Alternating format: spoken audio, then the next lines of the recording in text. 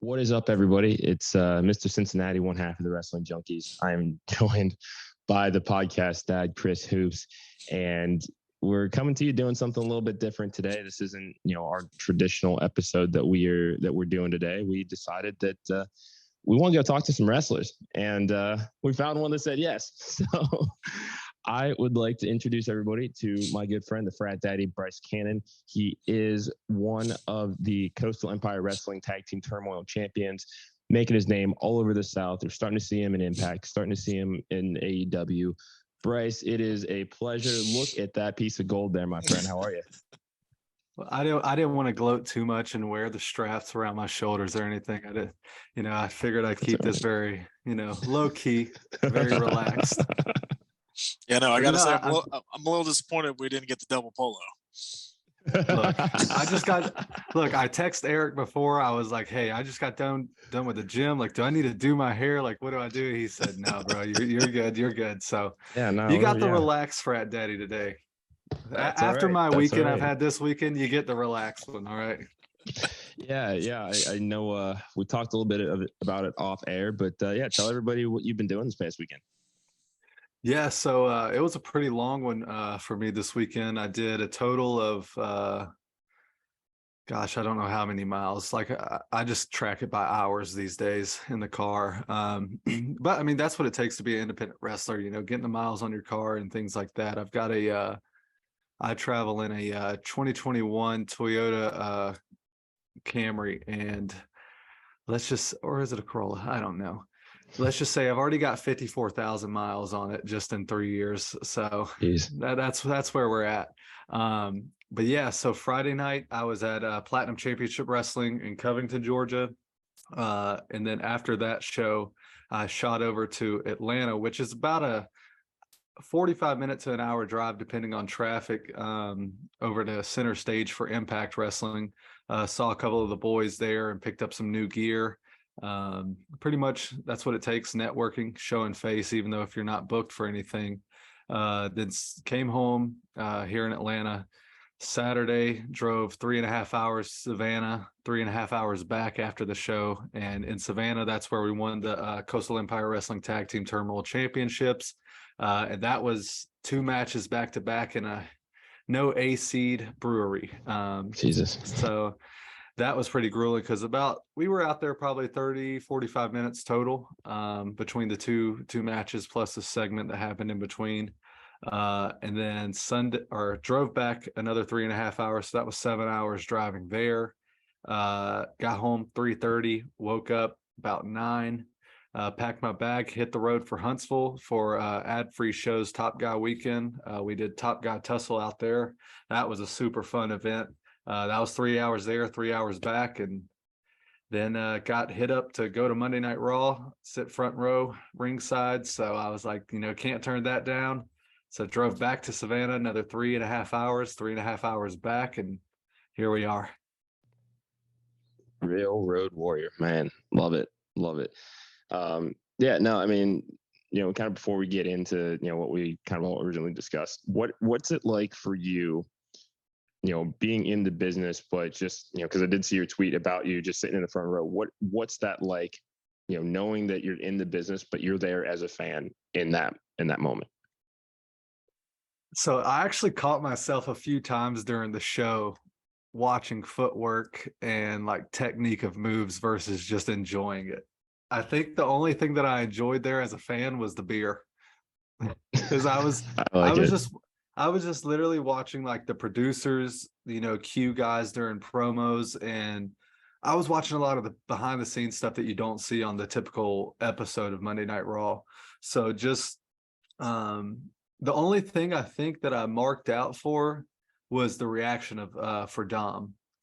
I will honestly say they do not pipe that in. I thought it might have been like piped in crowd noise. It is not. I don't know if maybe I was just at a good venue in Savannah where the crowd was just, they enjoy wrestling and actually enjoy reacting to wrestling, but they did not pipe the crowd in.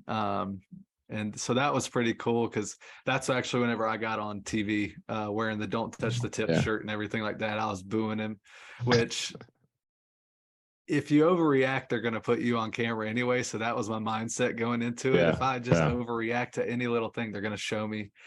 So that's whenever I put up the little poll on Facebook, the little contest of, if you see Bryce Cannon, you get a free shirt, or the winner will get a free shirt. So just had a little fun with it. But yeah, I caught myself a lot watching the footwork versus the actual show. And just like watching them, how they're like during commercial break, they slow the pace of the match down and start interacting with the crowd so they don't actually lose them. And then just watching the like the booking of the show, like why was this match booked first compared to this match and things like that. But I would definitely say they kind of killed off the crowd with how many video packages they do. There was a lot of video packages versus wrestling. And as a fan sitting there, I kind of got bored. So it was like, I feel like I get why they do it, is because TV, they're trying to build those stories and everything. But for the in-house crowd, it's pretty grueling. Yeah, I think we went to. Yeah, I was gonna say, I think we ran into that when it came here in Cincinnati, and it was the same thing. I took my wife to the show, and afterwards she's like, "I'm just exhausted." I'm like, "Yeah, it's a lot," and I think Eric and I are feeling the same way. Like, that's a 3-hour Raw, and there's 5 matches. Like, right. It's a lot of downtime compared to, we went to a house show the other weekend, and it was just go go go go go. At that point, I'm like, I'd rather have a house show come to town than a TV at this point. Yeah, well, prior to COVID, I had the chance to go to a AEW event as a fan, and I noticed like the difference between a Dynamite and a Monday Night Raw is night and day. Dynamite is kind of like how you were just saying the house shows are. It's go, go, go, wrestling, wrestling, wrestling, where Raw is so much storytelling and things like that. But to each their own. They've been doing it for many, many years. They know what they're doing. They know what works. So all power to them. But that's just kind of how I felt. I felt like everybody kind of towards the end got a little tired. Like Cody's match, I felt like could have been a lot more energy had he been on earlier in the card. But I see why they did a main event. He's a main event star. So, but the crowd was up for him. I will say that. But yeah, I think, I mean, who am I to say that's an area of improvement? But Yeah, no, I got you. I mean, it's always fun to get to go to shows live. There's just something about that energy when you're so used to watching it, on TV every week. But let's start at the beginning. Tell us, tell our fans about you and what attracted you to the business. Yeah, so for me, it's cliche to say, but I've been watching wrestling as long as I can remember. From playing with action figures to wrestling on trampolines to having the neighbors come over. I remember family gatherings. Anytime we would do it at our house, me and my brother, we'd have to run out there and get on the trampoline and scare the daylights out of everybody. I can't pick a point where wrestling wasn't in my life. I can honestly say that.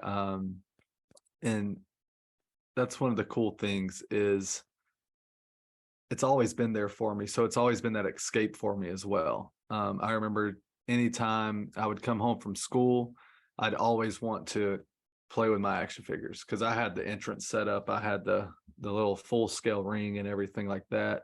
I remember saving allowance money just to buy the newest action figure at Toys R Us and things like that. And so eventually it got to the point where we were going to independent shows, and my granddad was actually taking me to them. And then my dad would take me, and then WWE would come to town. They would take us to the Macon's Centerplex, I believe it's called.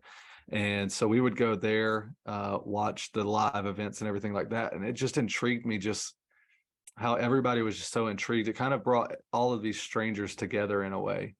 And it was similar to that at the independent show we went to. So fast forward, after high school, I went to an independent show called AWN in Fort Valley, Georgia, which is the same one that my granddad would take me to.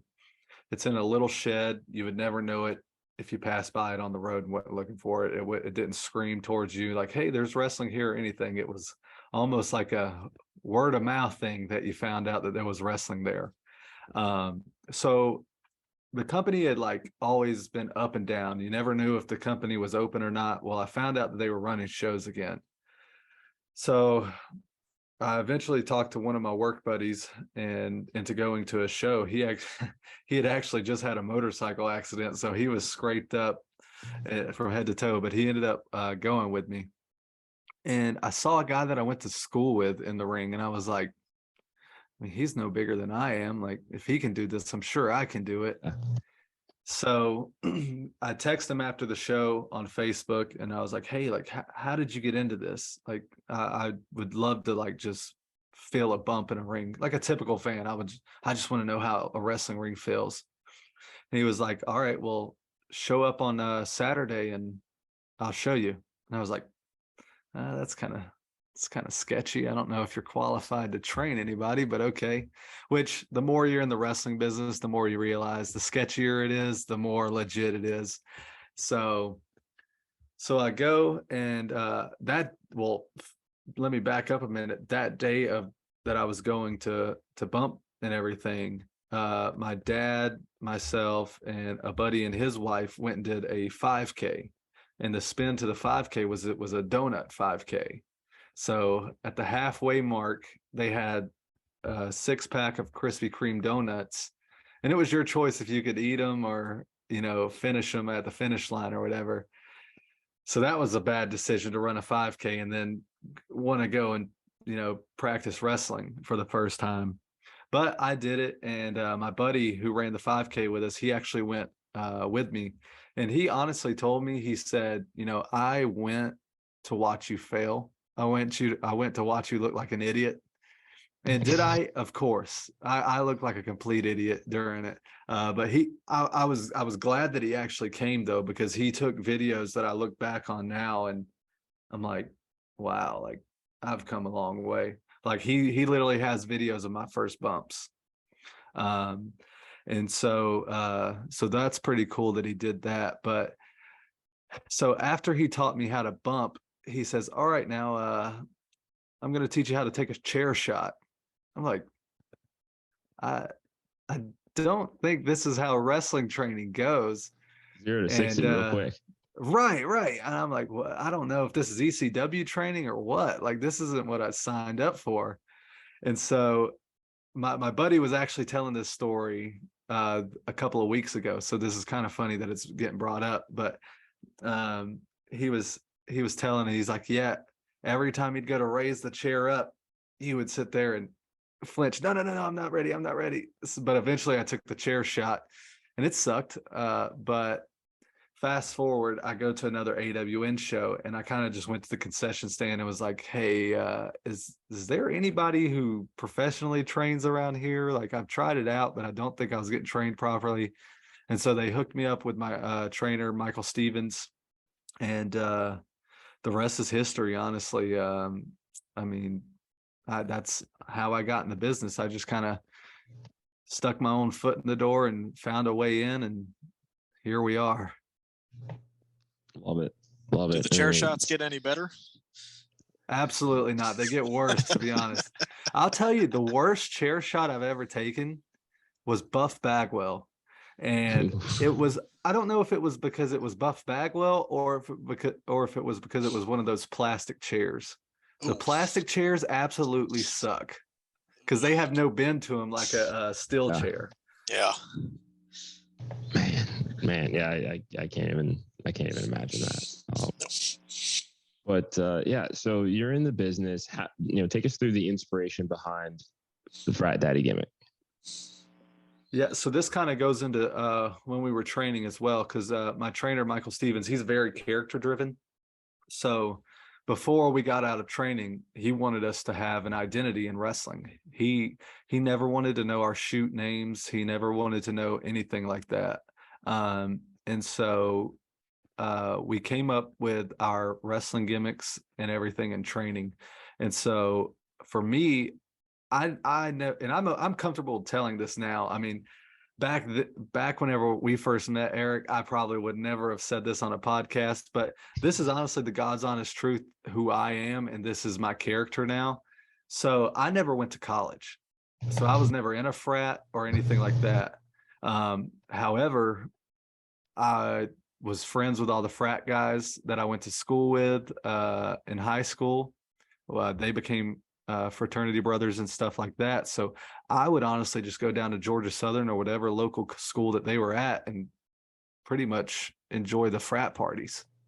So I was just kind of the frat guy without paying the frat money.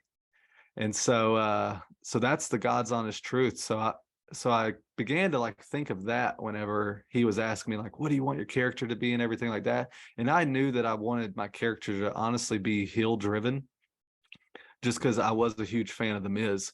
So I was like, I know I've got an idea of what I want my character to be. And my trainer said, well, you've got a very punchable face and you just look like a douchebag. And I was like, okay, well, how do I become something that's not the typical douchebag? And so then I was like, oh, nobody likes a preppy frat guy. And so I just put 2 and 2 together and just evolved the character. I mean, I had the shitty E-Lucha tights to begin with. And then I was wearing oddly enough, I was wearing one of like the sweater vest to start, but they didn't match at all what I had going on. So eventually in the locker room, I was kind of getting around the boys and they were starting to finally talk to me versus who's this scrub in the back. And one of the guys, Brian Blaze, he who I still work with today at Platinum Championship Wrestling, he gave me the idea of the polos. So I began wearing one polo and I had the collar down. The next week he goes, you know what? You need to try 2 polos and pop the collars.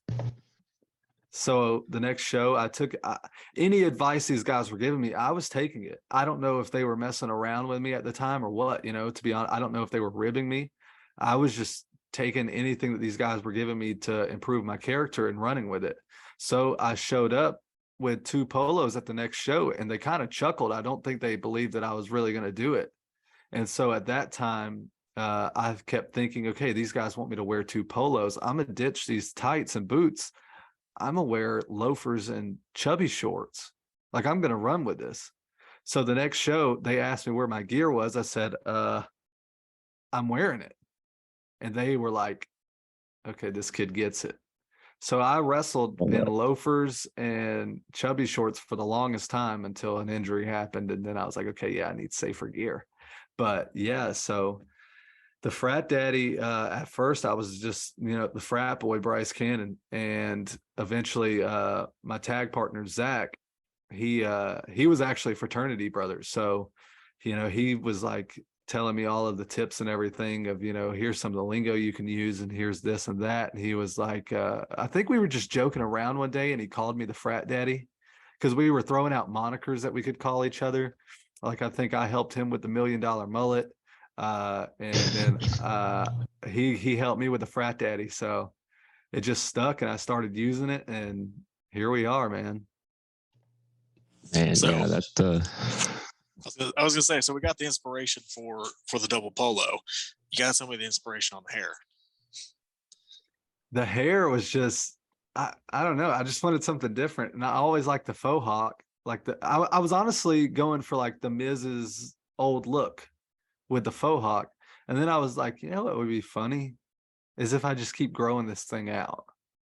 And at first, when I first joined Exotic Youth, I had brown hair, my natural hair color, and they were telling me, "Oh, you're gonna have to dye your hair. You're gonna have to dye your hair." And I'm like, "I'm never dyeing my hair. Like that is the dumbest thing I've ever heard of." And then eventually, I just got a wild hair a night before Thanksgiving and dyed my hair blonde and showed up to Thanksgiving, and my whole family's like, "What have you done?" I was like, "Look, this is about to take off," and boy, did it. But yeah, and then I just got the faux hawk cut and I just kept growing it and don't touch the tip. Man, that's absolutely incredible. So take us through, and we started the show with you talking about everything that you've been doing this past weekend alone, and all the time you spend on the road. What would you say are some of the funniest things that you've experienced or seen or done on the road? Some of them I can't speak about in public, but so That's fair. One of the best stories that I have as this pertains to exotic youth is, so we went to WrestleMania last year in Dallas, and we flew, because God forbid that drive would have sucked from Atlanta to Texas. I mean, people do it all the time, but no Yeah, thanks. I did that. I did that drive from Indianapolis. Yeah, no thanks. And so I told the guys, because I lived closer to the airport, I said, hey, just stay over at my house, and we'll wake up 6 o'clock, hit the airport, and everything will be good. Because we were literally booked up the first 2 days that we were there.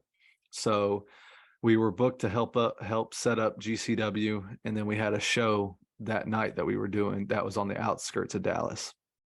And so Zach unfortunately had to work the night before, and it was a late shift that he had to work at, and he ended up having to work overtime that night.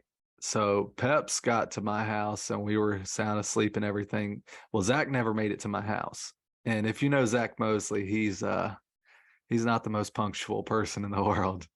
And so me and Peps get to the airport, haven't heard from Zach. We all had the same flight. All were supposed to sit beside each other. And we were going to vlog the whole Dallas trip. And so we had already started vlogging. Like I vlogged, or I shouldn't even say I vlogged, but I filmed me like waking up Peps. I filmed us eating breakfast. I filmed us getting in the car, packing up the car, everything. I was ready to go with this vlog. And then our day just gets flipped upside down when we hear the boarding of the plane begin to happen, and there's no Zach Mosley. And we're like, okay, Zach hasn't even texted us. So Peps and I get on the plane. We sit down, and Zach texts us, going through TSA. If you know anything about Atlanta, you're not getting through TSA in 5 minutes. No way. So he, let's just say the door shuts on the plane. I thought he was ribbing us. I thought he was going to walk on the plane at any point. And so eventually I hear the pilot over the thing, Zach Mosley, last call for Zach Mosley. I'm like, no freaking way. And then you get a text from Zach, and he goes, stop the plane, stop the plane. I'm here at the door. Tell him to stop the plane. At that time, I feel just a jerk in my seat, and we start reversing. Zach has missed our flight. Not only that, Zach had all of our like 8x10s and merch, pretty much all of our exotic youth merch. And Zach was the only one old enough at the time for the rental car. So at some point, Zach's bag went through TSA. Well, they didn't zip it all the way. So there's exotic youth 8x10s flying all over the tarmac, because when they threw his bag, it opened. And so it couldn't have been the worst picture ever of us. So Zach's in the middle, like bent over with his hand over his mouth. Peps is looking shocked, and I'm spanking Zach with the paddle. That's the 8x10 that decided to fly over Atlanta. So yeah, so there's been some fun stories, but that has to be like one of the most memorable ones. The other ones I'll have to tell you guys like off screen, because let's just say exotic youth almost got arrested in Dallas. Jesus. Okay. Yeah. No, we'll save that for Patreon sometime. Right. But you've had the honor to wrestle for Impact, wrestle for AEW. Take us through getting those invitations to come work shows. Yeah, so I wish it was one of those things, because I'm gonna be blunt and honest. I wish it was one of those things where it was oh my God, I'm so excited to do this. So the first time I wrestled with AEW, it was in Savannah, and I had actually gotten the invitation to come. So I got the email.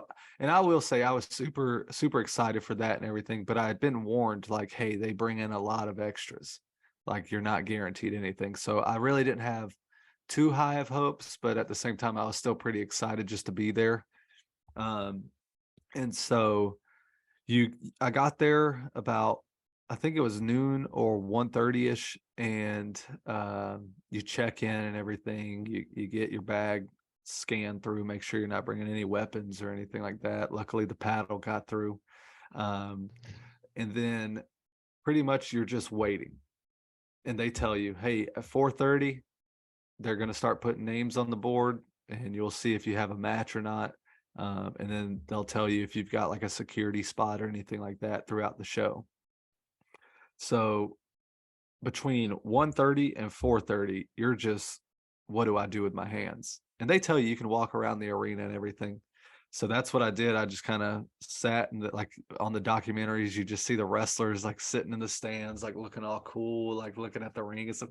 So that's what I did. And I was like, man, I wonder what these guys think whenever they're like getting filmed to do this. Like it's kind of awkward just sitting here by myself. So I was like eating catering and stuff. And then 4:30 rolls around and you just see all the extras start huddling towards the board. And my name was on the board to wrestle Dark Order. Well, if you know anything, I did not wrestle Dark Order that night. I did get to wrestle, but it was not against Dark Order. So I see my name on the board. I go grab my bag and I come back to the board because I'm like, oh, I need to know what match I am. I look at the board. My name's been erased. I was like, oh, okay. Wow. So it was just like a gut wrenching feeling. Like, oh, it's just like everything just fell apart at that point. I was like, oh man, here we go. This is how this trip's going. So I put my bag back, and then they had asked me, hey, do you mind helping out with the FTR meet and greet? I said, of course. I said, yeah, let's do it. I was still happy to do it. I mean, it was FTR, so I couldn't complain too bad. Yeah. So I'm the one taking pictures for the marks with the guys and everything. So I got to shoot the shit with FTR. So that was pretty cool, and pick their brain a little bit. But as soon as we finished up with the meet and greet, doors had opened at 6:30. I think the show started at 7:30 or 7. And so it was roughly about 6:45. Doors opened at 7. That's right. Yeah. So it was roughly 6:45 when the meet and greet ended. So I'm headed to the back, and Jameson Ryan, he goes, hey, bro, you need to get dressed. They put us in a match. I said, wait, what? I was like, no, they didn't. I was like, my name got erased. He goes, no, they just added us to a match to wrestle Butcher and the Blade and Angelico. And I was like, what the like, Jesus, it starts in 15 minutes. So I had to like rush and everything to get ready. It was a very stressful situation. I had no time to get nervous. And my girlfriend, she was like, well, text me if, you get something. And so I'm like, hey, I got a match. That's all I could tell her. And I had to go and, talk to the guys and everything like that. And then like an hour later, I text her back, wow, that was fun. She said, wait, you wrestled? I was like, yeah, that was the craziest thing I've ever done. Because the arena, we were semi-main of dark. So the arena was practically full. So I was wrestling in front of 13,000 people, and that was probably one of the coolest things.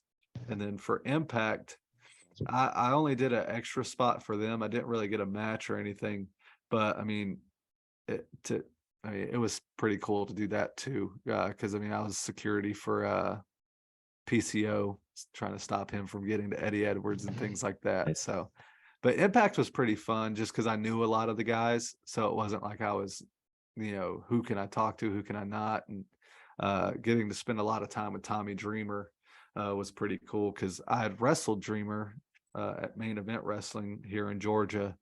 And so he invited me to Victoria and his seminar for the Impact Talent the next day.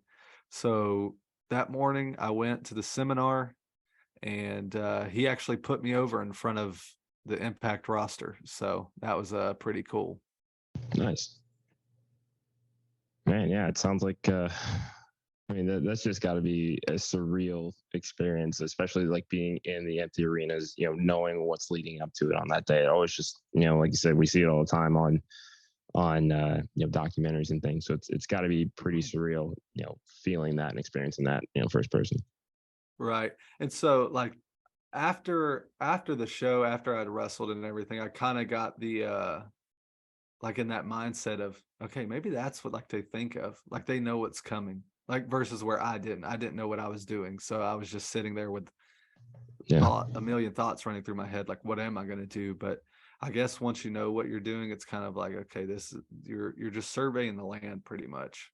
And so it was pretty cool to think back on and be like, man, I've done that. And then to work for him multiple times has been pretty awesome too. Like getting the clothesline from Jake the Snake Roberts was a huge plus, because they that wasn't a part of the match at first.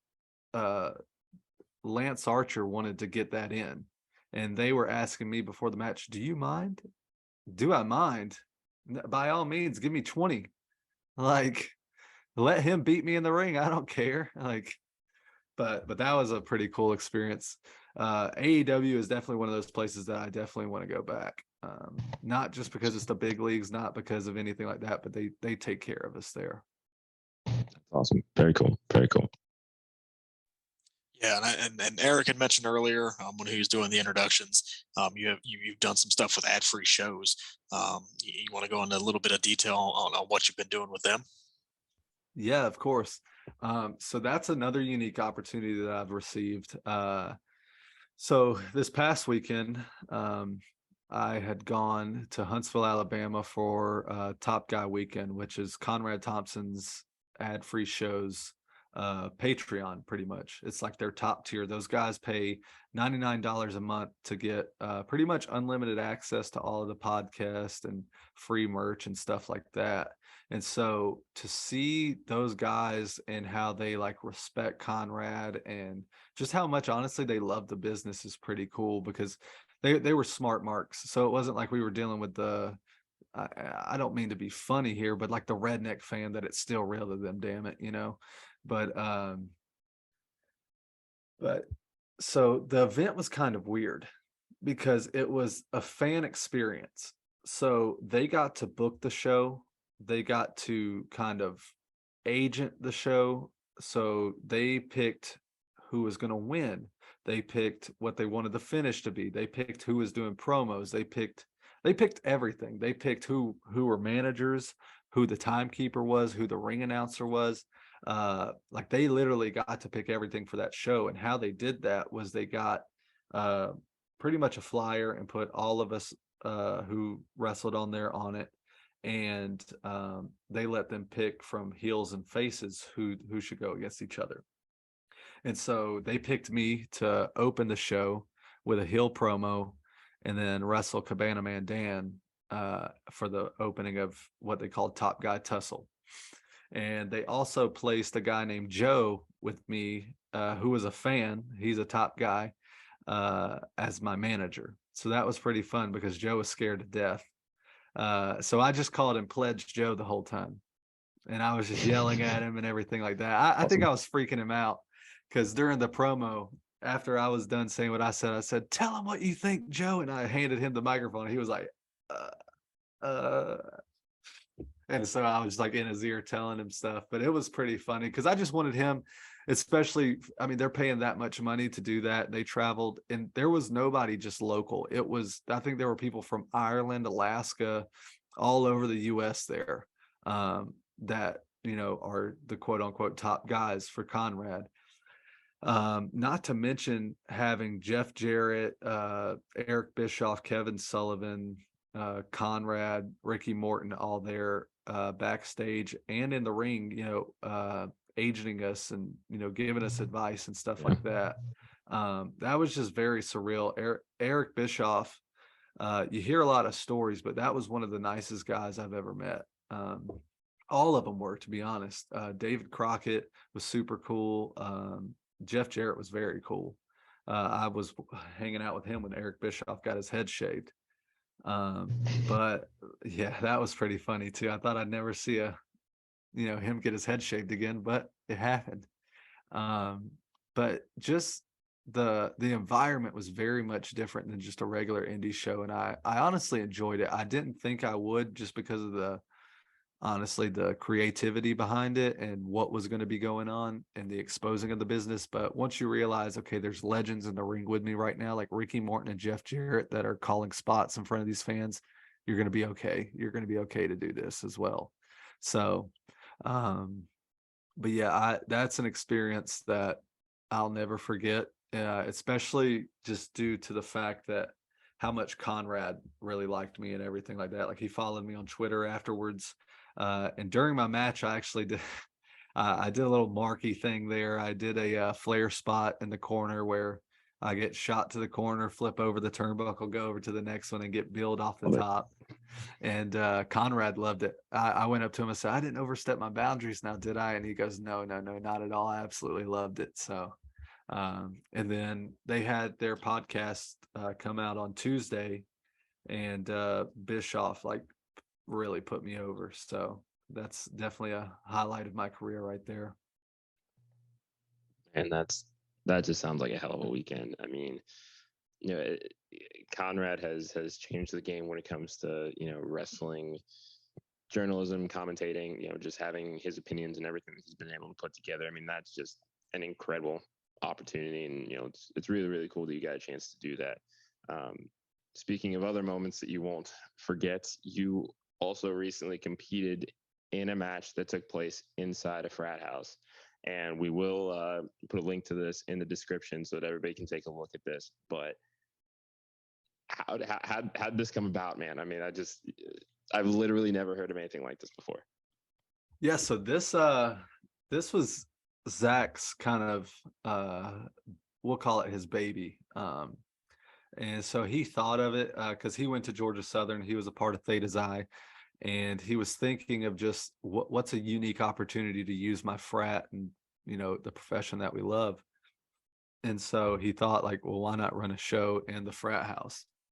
And he came to me with this idea, and I was just like, that is the best thing I've ever heard. Not only because it was character driven for me, but I'm like, that just sounds awesome. Like, just a bunch of drunk college kids like enjoying a wrestling show, because they're not going to be wrestling fans, or not a lot of them at least. So and those are my favorite types of shows, whenever you don't get to wrestle in front of wrestling fans, because everything's so real to them and the reactions are just raw.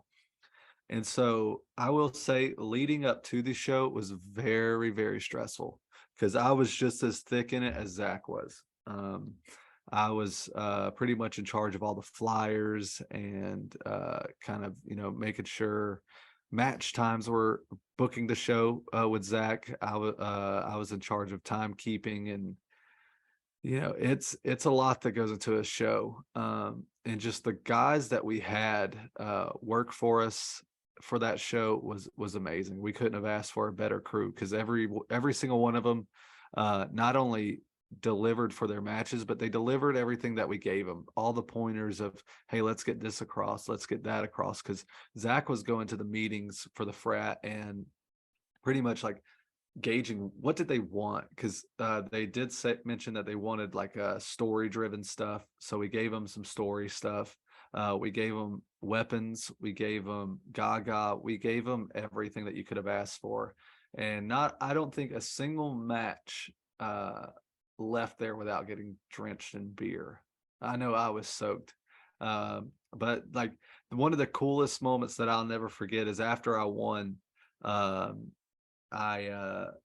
was on the apron, and then they crowd surfed me, put me back on the apron. I was just posing for hard cam, and I saw a guy like holding a beer up in his hand, and I just put up my arm and got Steve Austin, and caught the beer, cracked it open, and yeah, it was just surreal. It was a night and a show I will never forget, not only because of all the hard work that was put into it, but just because of the delivery of the event and just the atmosphere of how it went. It was amazing.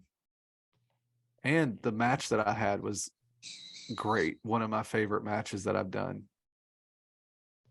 Yeah, such a unique venue to obviously to have a wrestling show, and kind of piggyback off what Eric was asking. Any like logistical issues you guys ran into putting that show on? Were there? So without getting too deep into it, we had a show that was supposed, like a promotion that was actually supposed to back the frat show, and they ended up going under halfway through the process. So all of our funding and things like that kind of left us. So we had to scrounge up everything that we could to produce this show and make sure it happened, because the frat had already started promoting it. Talent had already, been so super excited about it and everything like that. So pretty much Zach didn't want, his name going down in the dirt because this event didn't happen, because we had a lot of eyes on it. And so by God, me and Zach, we worked countless hours making sure that this event went off without a hitch, and it honestly did.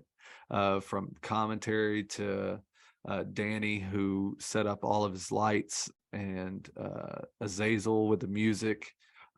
We couldn't have asked for a better crew, honestly, like in the ring and outside. The refs were phenomenal. Just top to bottom, our crew was amazing. And so we're in talks for Riot on the Road 2. Whether it happens at Georgia Southern or not, we've got other colleges reaching out and other frats reaching out right now. So we're definitely in talks about doing one. It's just solidifying a date and getting the word out there. That's really freaking cool, man. I mean, yeah, that's Just awesome. a novel concept. Yeah. I mean, it's hard not to get excited about that. And I mean, I think that kind of dovetails into kind of the end, towards the end of the interview here. You had the idea for the second show. What else do you want to accomplish? What do you see for Bryce, over the next year? So used to, I was a where do I want to see myself in 5 years type guy. And in wrestling, you really can't do that because the business changes minute by minute. And so honestly, I just want to make this a career, whether it's being signed to a contract or being like Matt Cardona, where he's just hustling all over and just, making a check, paying his bills by independent wrestling. That's my ultimate goal. I want this to be my full-time gig. Yeah, everybody's telling me, Eric, you even said it, man, you're busy. I could be busier. And that's honestly how I look at it. There's multiple promotions I'd love to work. There are shows that run weekdays. However, right now, I have to think of my family first, and supporting what I've got at home. So, right now I do have a shoot job. I'm not going to go into that, but I've got to pay the bills somehow. Hopefully one day I'll be able to wrestle Monday through Sunday, because I would absolutely love that. But that's the ultimate goal right now. There's a lot of opportunities in place right now to make that happen. And a lot of eyes are on me. I'm not going to go too much into detail about it. But just this week, I've gotten so much love and respect, not only from the boys, but from fans and things like that, just because of the opportunities that I have had. And for me, I've honestly started taking this wrestling journey a lot more serious lately. I've dropped 21 pounds in the past 8 weeks. I've been on a strict diet. I've been on a strict training regimen. And I'm in the best shape I've ever been in my life. I feel great in the ring. It's starting to show. And so I'm doing everything as far as what I can do right now to become the best that Bryce Cannon can be. And we're just honestly going to make this full time one day. Love that. And if you need a crooked lawyer, let me know. Look, man, we need to talk about that, because you've helped us out a lot in the past, getting out of some sticky situations. You got us some tag titles in Warner Robins. You can't forget that. I gotta say, I am pretty proud of myself for being able to help turn the tide of tag team wrestling in Georgia. So that is right. Something we're definitely gonna have to revisit. And we also got to talk about, this man got me to the Super Bowl. I forgot about that. Oh, he got me to the Super Bowl. See that, Mr. Cincinnati, man. That moniker's gonna stick. Good Mr. memory. Cincinnati. Well, Bryce, man, we appreciate you coming on and talking to us. I mean, this is just kind of kicking off. We want to do more interviews with wrestlers. So, this is something that we're going to start to incorporate into our podcast and our channel. But before we go, how can people find you on social media? Yeah, so my social media is pretty easy to get to. Twitter at real Bryce Cannon. I think, let's see, Instagram is at real Bryce Cannon _, and then Bryce Cannon on Facebook. And that's pretty much where you can see me. I think I'm on TikTok with I'll pull it up real fast. Let's see what my name is on there. At Bryce Cannon 40 on there. Cash App is $, at real Bryce Cannon, so send money there too. I've also got the Don't Touch the Tip shirts. Shoot me a DM and I can not email you one, but mail you out one. I've also got paddles. I've got paddle keychains. I've got it all. So check out the merch if I'm at a local show near you. And just remember, don't touch the tip. Yeah, for real. Well, Bryce, thank you again. This was absolutely incredible. We'll put all of your socials in the description, for this interview. And keep rocking with the Wrestling Junkies. This is a labor of love. We love everything about wrestling. We love talking about it. We love interacting with fans. We love interacting with other wrestlers. Let's grow this community. Let's all be kind and just, enjoy what we love. So, thank you guys so much. And we'll be talking to you guys soon.